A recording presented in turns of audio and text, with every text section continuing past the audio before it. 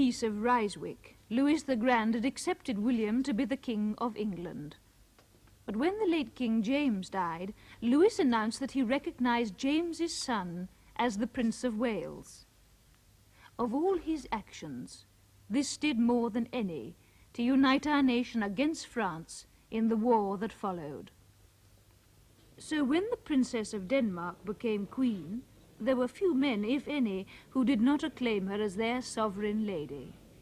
And I am extremely sensible of the general misfortune of these kingdoms, in the unspeakable loss of the king, and the weight and burden it brings in particular upon myself, which nothing could encourage me to undergo, but the great concern I have for the preservation of our religion and the laws and liberties of my country.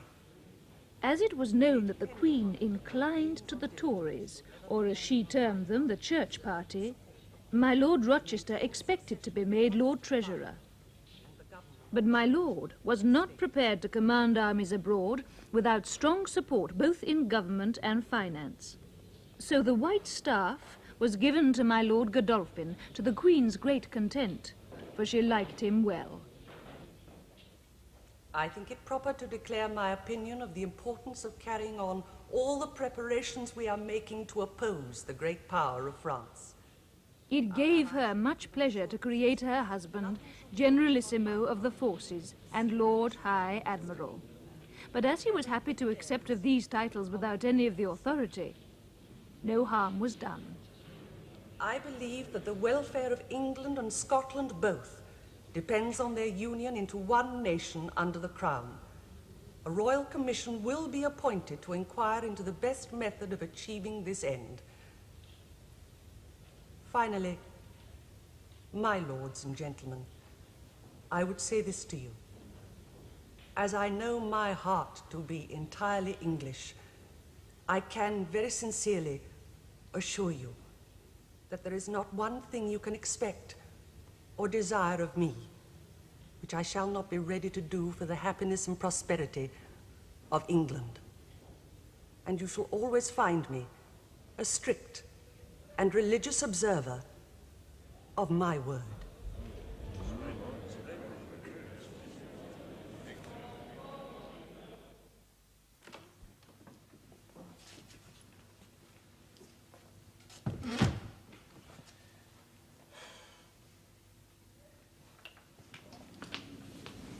Well, my lord. Madam, do you waylay me? I wait to hear your decision. Do you know, I can't believe it, but they tell me you're a grandmother. 3 times over. And so could you be, if you'd married at 18. Silly. Now tell me, do you join us? Us? The ministry. I know the Queen sent for you, with that in mind. Yes, madam, and she had the same answer as I gave the late king. But she needs you. In a Tory ministry? That is why Now, the Queen is committed to helping our allies to the utmost, on land and sea. The Tories desire only a sea war and the chance to snap up Spanish colonies. Now, my husband... I have great respect for your husband and for Godolphin, but surely they are Tories. Only in moderation, as you are a moderate Whig. Now, with your help, they can hold a balance between the hot factions. Sir, Madam, I beg of you. You once told me that you were not to be cozened. Good, neither am I. 2 things I refuse to be embroiled with. 1, party dispute, and 2, petticoat government. I came from Italy only to see the Queen crowned, and I return there tomorrow. I crave sunshine the way other men crave power. And so, dearest madam, farewell. Petticoat government.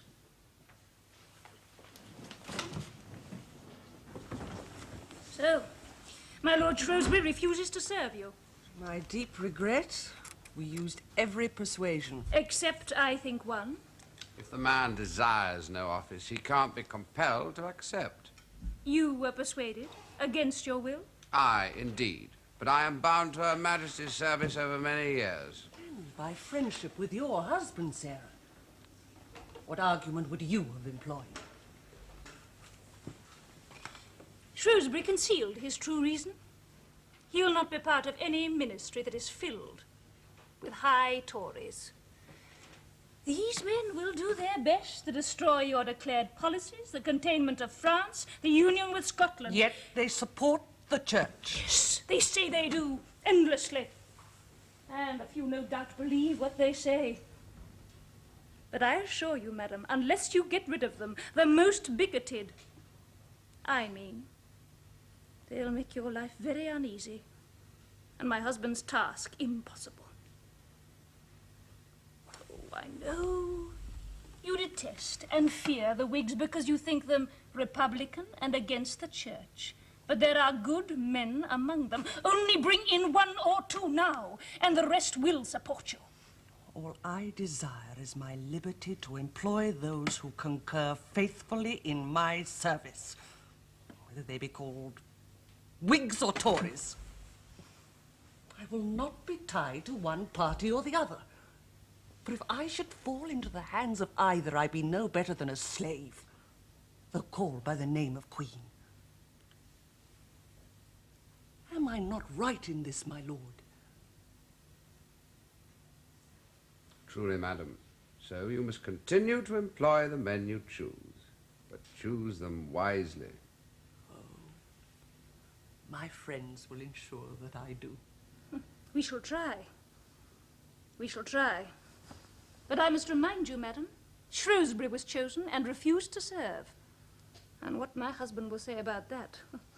From what I hear, he's got enough trouble with the Dutch politicians. Now, first, let us look at the strategic plan. I have no belief in defensive wars. If we are to beat France and Spain combined, we must attack. But where? Our Prince Eugene has already begun. Here, in Lombardy. An audacious man. A fine general. I long to meet him.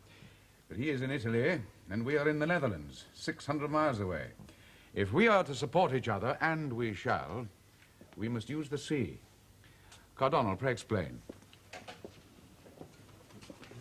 Thank you. Thank you. The Dutch and English fleets far outnumber the French, but we have no base further south than Plymouth. Hence, our ships cannot winter or refit within striking distance of the Mediterranean. You mean to capture one? Cadiz. An expedition under Admiral Rooke set sail this week with 14,000 infantry, English and Dutch. There should be no reason for failure. And after Cadiz, we move on. I want Gibraltar, Barcelona. There the Catalans will welcome us. And above all, Port Mahon in Minorca. I'll be content with no less.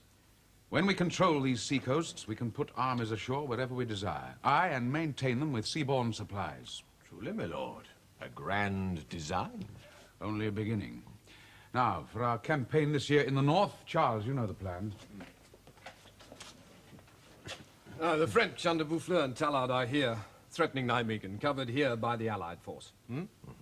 Now, our plan is to cross the Meuse and move south in force.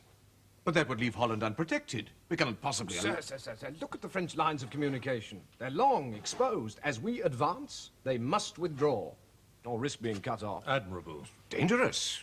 Why, there might even be a battle. I devoutly hope there will be. We'll catch them in the flank and beat them to blazes.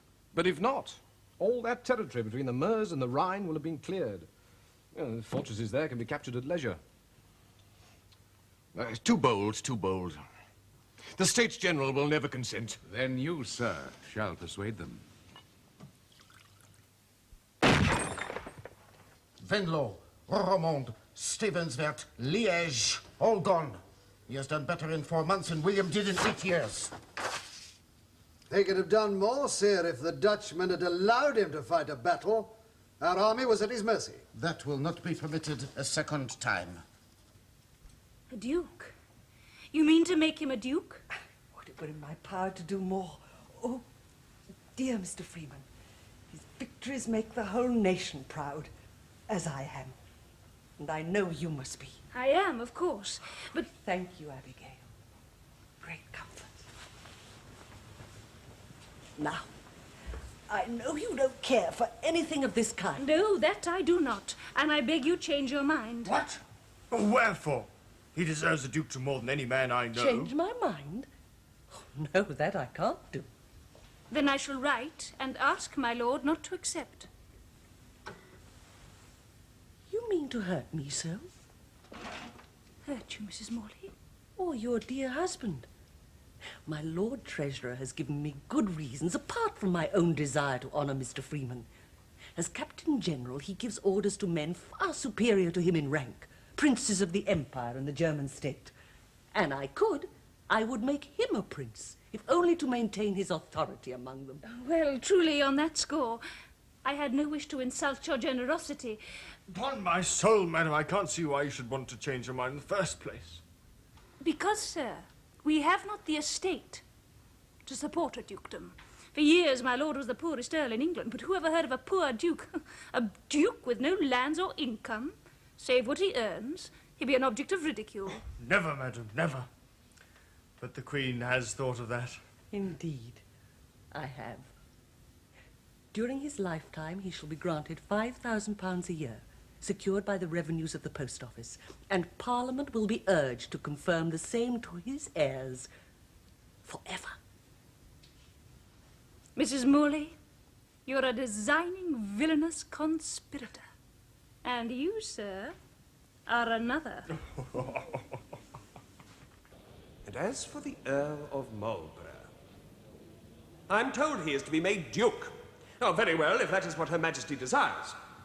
But they tell me the Commons is to be asked to grant him revenue for his heirs in perpetuity out of the public funds.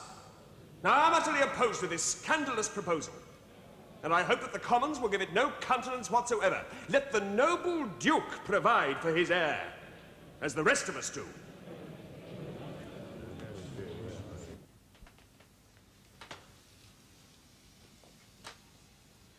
Nay, Johnny. Wise, I think. Maybe. We shall see. Who would live in the country?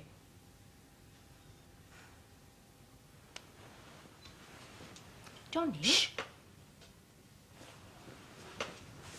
Francis, I wish to tell you... Don't disturb him, Harriet. He is thinking, if you know what that is. My Lord Marquis, mind your manners or you'll have your ears boxed. Shh.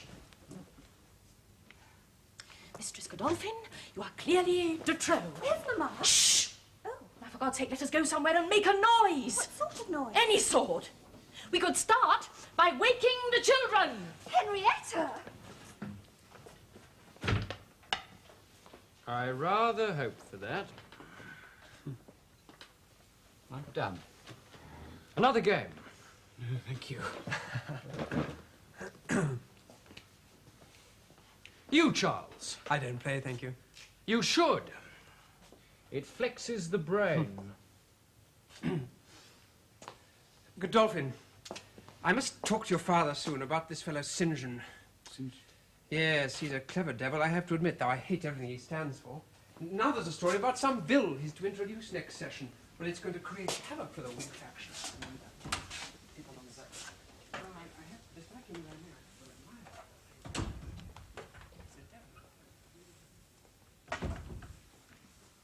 To the Queen? You write every day? When I'm not at court, yes. If I don't, she has a fit of the vapours. But this is a special letter. It concerns you, Johnny. Aye. Some Parliament men were about to make trouble over the permanent grant. But your father, to save the Queen embarrassment, persuaded her to forego her request. And she did. Not without vexation. And now he's offered us 2,000 a year extra from her privy purse. But your father and I have decided to refuse it. More vexation, I'm afraid, when she gets this. But I'll smooth her down. Did you speak to my father about the other matter? What matter? Mother, you know perfectly well about my going with him the next campaign. Ah, that, yes. He forbids it. You're to go up to Cambridge as arranged. But if I'm to be a soldier, what can I learn there to help me? I know enough already, more than enough. I should have spoken to him myself. He'd have consented. Mother, this was your doing. Let us say that I gave him my opinion. But, Mother, Johnny, forgive me. But I am not of a mind to have 2 men away at the wars. Not this year or next. So we'll keep you here in England, safe. least yet a while. Well, sir, here's damnation to all Whigs. Will you drink that toast with me? Why, yes, my dear St. John. You know I will. And you must agree, I think, we found the right way to bring it about, eh? This, bill of yours. Well, I dare say we shall pass it in the Commons. We'll pass it. Mark my words. But the Lords? Rochester's firmly behind it. Ha! Not good enough, St. John. Not good enough.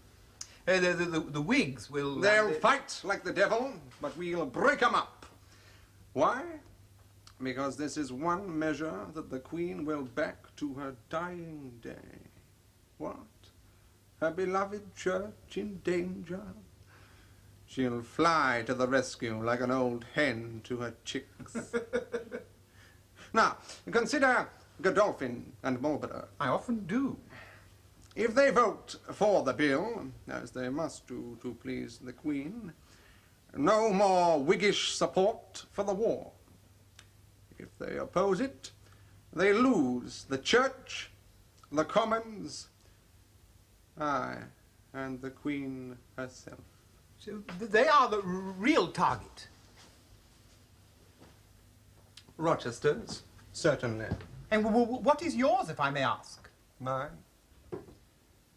I love a good cockfight, so long as my guineas are on the winner. Well, think on what I've said.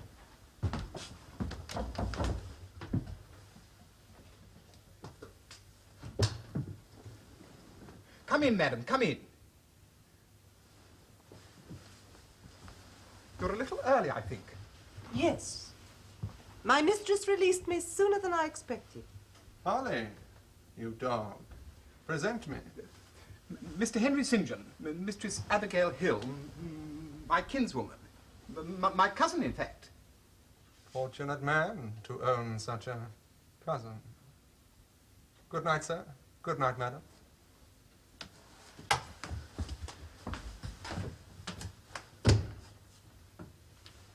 I'm sorry. Does it matter? Not in the least. Now, let me take your cloak. A glass of wine? Thank you. There's a cold east wind.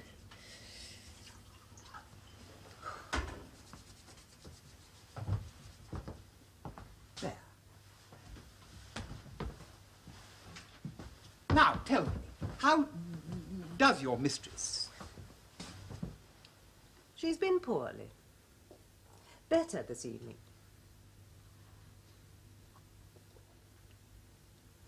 And spoke a great deal to me. Good, good. You shall tell me about it. And my friend the Duchess? At Cambridge these last 4 days. Cambridge. Yes, the boy is there, at King's, I believe.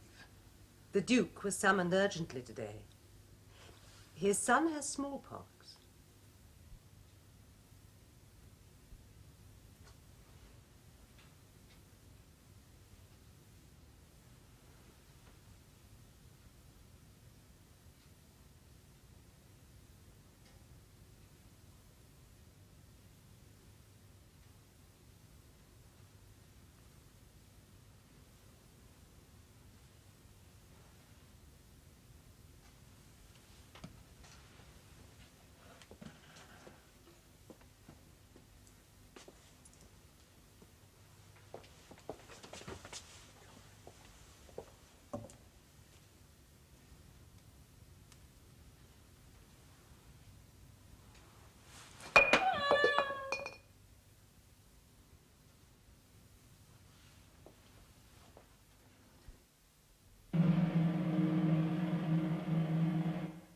I'm glad that your Majesty agrees with me so far. But if last year was serious for the Allied cause, it was almost disastrous for the Empire. And this year, Madam, this year, unless we're given all possible aid, Vienna will fall. Is it possible? Inevitable. Marlborough sets out the position quite clearly in this memorandum sent from Holland. I have read it, but Your Excellency will be aware that I have no capacity to understand strategy. Then allow me to explain. By deserting the Emperor and going over to the French side, the Elector of Bavaria altered the whole balance of forces on the Danube. But surely, sir, the Imperial armies are faster... What? Oh. If they could be concentrated, yes. But we fight on 3 fronts. On the Rhine, in Italy, and against the Turks in the east. Now suddenly a powerful new enemy faces us within 100 miles of Vienna. And not the Bavarians alone. King Louis has already sent a French army in support. If this year he be permitted to reinforce the Elector, Vienna will certainly fall, and with it the Grand Alliance. Oh. So what are we to do? Marlborough has a plan to divert the French from Bavaria. It entails moving the bulk of the army away from the defense of Holland, south into Germany. But the Dutch would never agree. They will certainly object. And the high Tories here will burst with rage. They must know nothing about it beforehand. And now, madam, what is required is an authority by your hand to the Duke of Marlborough to authorize him to deploy all troops wherever he thinks fit during this campaign. The Emperor, for his part, will agree certain conditions requested by my Lord Marlborough, notably that all imperial commanders of whatever rank will serve under his command, and that Prince Eugene will be directed to join forces with him in the field. Is there not a danger here? Suppose the Dutch should believe themselves deserted and betrayed. Would they make a separate peace with France? They might. But in Holland, madam, politics take a long time. By the time they decide to quit, if they so decide, the campaign will be over. And if your Captain General has been successful, all will be well. If he should fail, why then, none of us will have anything more to lose. You agree with this, my lord? I do, madam, with all my heart. Very well. Prepare the document for my approval. My friend, you are demanding more power than has ever been given by the States General, even to the late Stadtholder King. You propose to leave Holland naked to face a powerful French army. I've told you, as we move south, the French will follow. You'll be safer than ever before. States General is not so confident. Sir, there can be no more argument. Either the States support me with men and supplies, or I go without them, taking all the English and the English-paid troops. Gentlemen, you must understand me. This is an order in council signed by Her Majesty. My orders are clear, and I intend to obey them without discussion or criticism. I charge you so to inform the States General.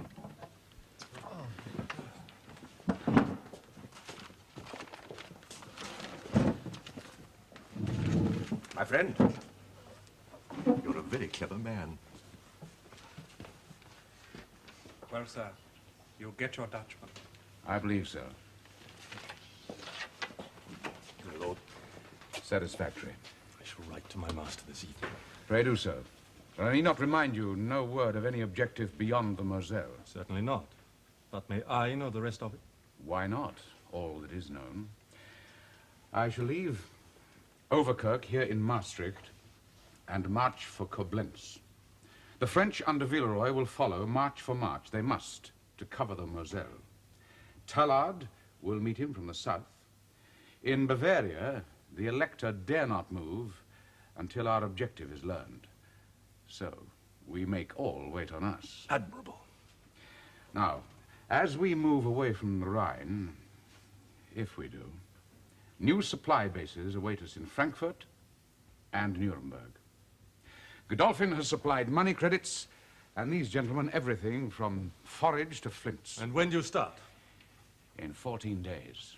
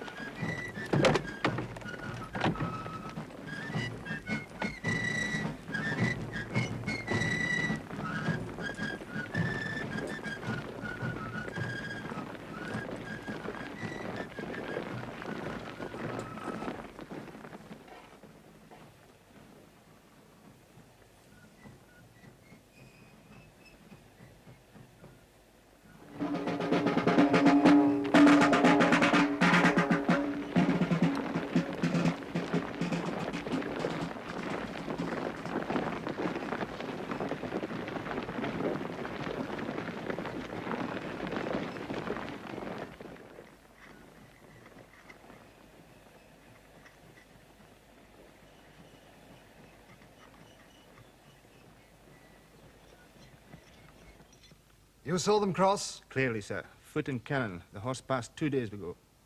How did they cross? Over the stone bridge at Koblenz. And then, instead of turning right down to Moselle, they went on. A mile further, I seen 2 bridges of boats over the Rhine. They crossed by these. I thank you. A dispatch at once for Paris. So, it is not the Moselle. Where then? Landau, perhaps, and then Alsace. Who knows? I desire to have reports each day. I had yesterday, by the Dutch post, the ill news of a packet boat being taken, by which I am afraid I have lost one or more of your dear letters. Count Ratislaw's messages to me from the Emperor are so kind that I am ashamed to repeat them, but I hope the Queen will have the good effects of it. For it is certain that if these troops I bring had not come to his assistance, he would have run great risk of losing his crown. The troops I carry with me are very good, and will do whatever I have them.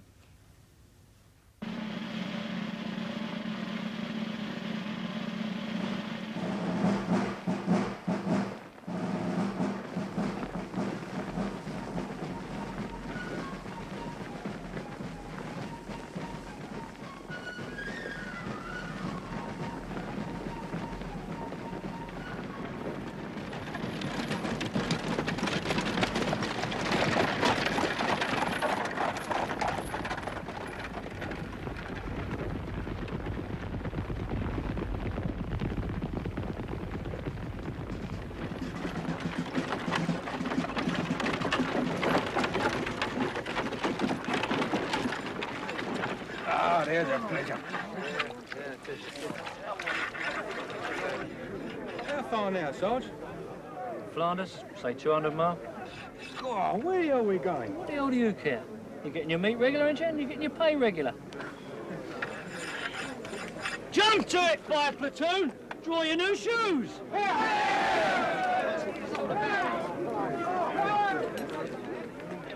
Right, you lucky bastards! Hand in your old pair, lively now!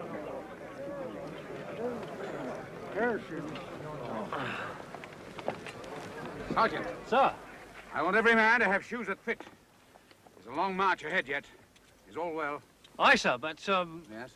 well, we're marching east, sir, and the Froggies be back there, to the west. 3 days. And I make a promise.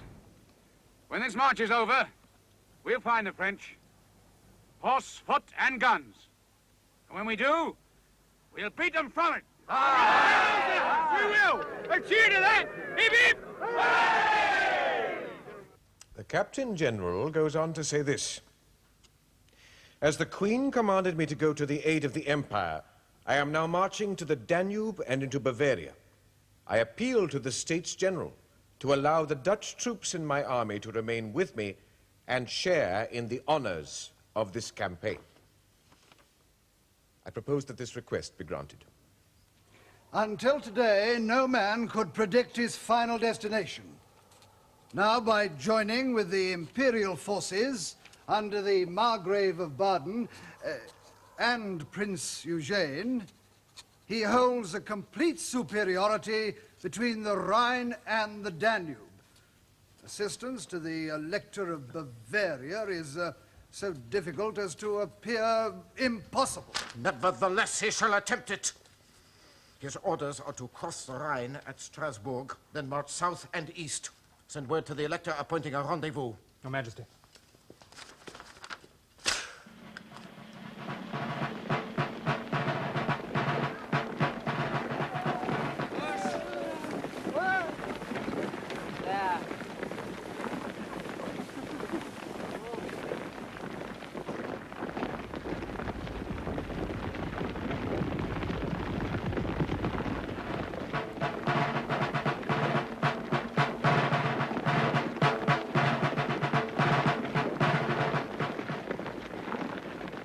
Says, my lord, pray give my compliments to Mr. Harley on becoming Secretary of State. Today, the Margrave of Baden came to concert our future plans with Prince Eugene and myself. The Prince and I have had much discourse together. and agree on everything. I see no difficulty, sir. None at all. My lord's plan is excellent. Yes. But if your army is weakened to strengthen ours, can you hold Tallard? He will not risk a battle. His orders must be to join the Elector. That is my opinion.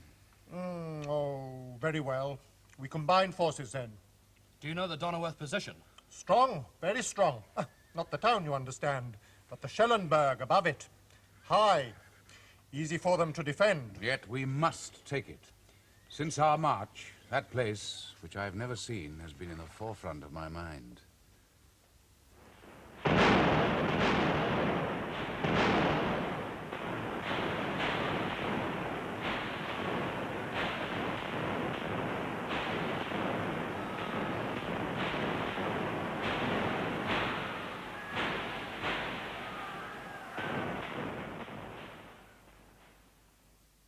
I writ to my dearest yesterday, giving her an account of God's having blessed us with a victory yesterday, the effect of which has been that we are now masters of this town on the Danube. The Elector is no longer in any position to attack Vienna, which is for the eternal honor of Her Majesty. For the Austrian people, as well as their generals, all own their being saved to her generous proceedings. I hear the bells ring for a victory. But what a victory! And at what a cost! Out of 4,000 English engaged, 1,500 are dead or wounded. Now, what is the sense of capturing a hill in Germany for such a loss? Are there not many such hills? And if it requires so many men to rout 8,000 Bavarians, what numbers will our great general require to defeat the French armies when they come to the Elector's aid? Now, your highness will agree that Malbrook's retreat north from Augsburg can mean only one thing. A general withdrawal to the north. Now that our armies are combined, what else can he do? Very well, sir. Now, I propose we march tomorrow along this route here and form a camp, threatening his lines of communication to Nuremberg. We should attack him! Certainly, sir.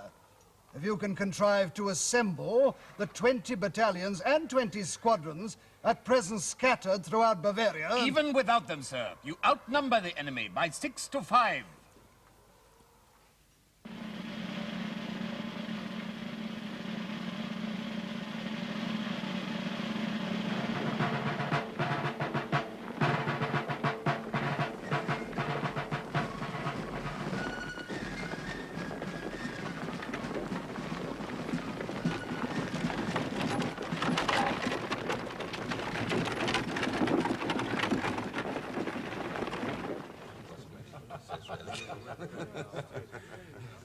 Gentlemen, final orders.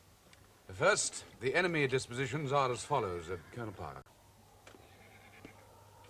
In the center and right, Marshal de Tallard with 68 squadrons and 48 battalions. The village of Blenheim is heavily occupied. To their left, the Elector and Marshal Marsin with 79 squadrons and 36 battalions. They are said to have 90 cannon. A total of 60,000 men to our 56,000. Their position runs from the Danube on the right to the hills on the left, about 8,000 yards across. Thank you. There can be no doubt that the last thing they expect tomorrow is a battle. So we attack. On our right, the Prince of Savoy will advance and assault the enemy's left wing. On our left, General Cutts will attack Blenheim and continue to press until Tallard is compelled to draw reinforcements from his center. General Churchill commands our center. As soon as both wings have sufficiently engaged the enemy flanks, he will advance on a broad front. Now, before we come to final details, I have one thing to say. Our long march had one purpose: to bring the enemy to battle and defeat him. If we fail tomorrow, all our other achievements will mean nothing. The Prince of Savoy and I are confident that every man will do his duty, but we will be content with nothing less than total victory. Now your majesty may be assured that we shall harass the enemy without mercy as they retreat. This morning at 3, they beat the assembly. It looks as if they marched to the north this day.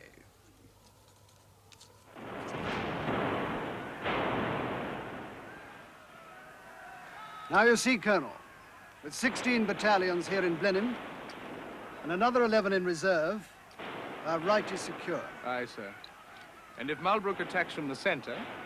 Then we hit him hard from the flank. Well? A message from the Prince Elector, sir. The Austrians are under fire and making slow progress. 11 o'clock, and still a mile before we engage. Too slow, too slow. Grundig! My compliments to General Natzma. The infantry are to press on. I'll tell him, sir. What shall I tell the Duke, sir? At 12. No, no, we must be sure. Tell him 1:30. Very well, sir. 2 bleeding hours we've been here under fire.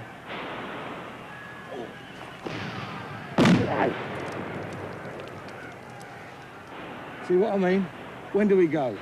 When he says so, not before. Coolness is all very well, but I'm losing men by the dozen. 12 o'clock. We must move soon or not at all. Ah, Cadogan! Now we'll know. Sir, His Highness will signal the attack at 12:30. Thank you. I shall do the same. Gentlemen, your posts.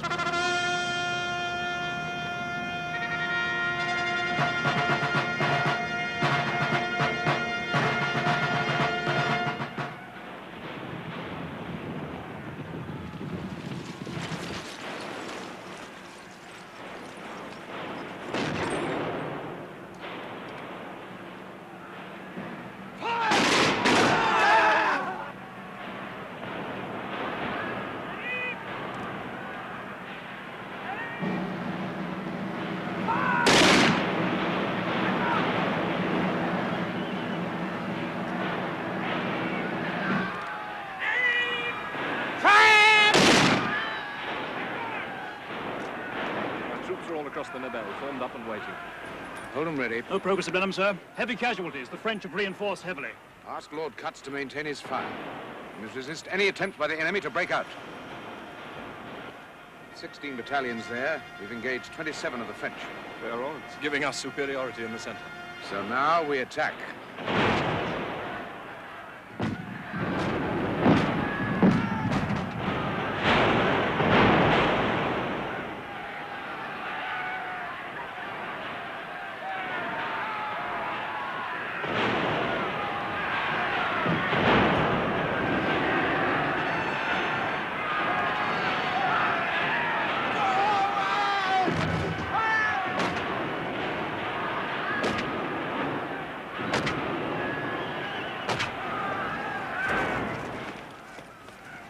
Well?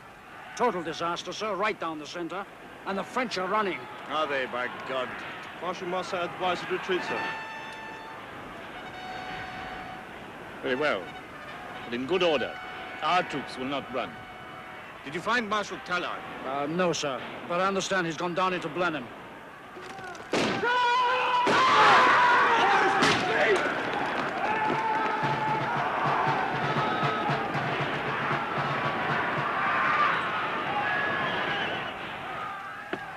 Monsieur de Tallard, gentlemen. Your swords, if you please.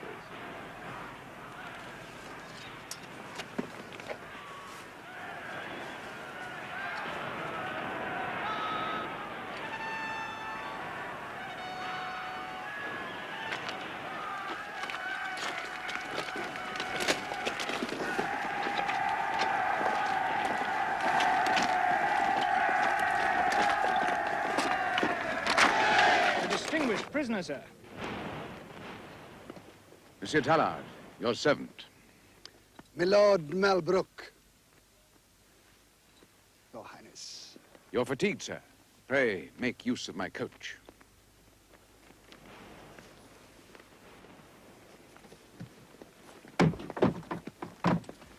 Gentlemen. Colonel Park, have you a piece of paper?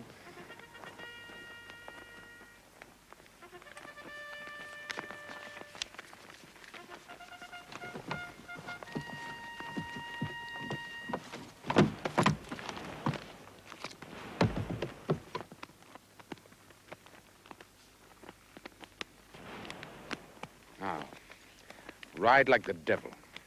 Certainly, sir. Where to? London, man, London. That message is for my wife. See that she gets it. Yes, sir. When I left him, madam, 8 days since. Very well. And the happiest man in Europe. Thank God. Will you come with me to the Queen?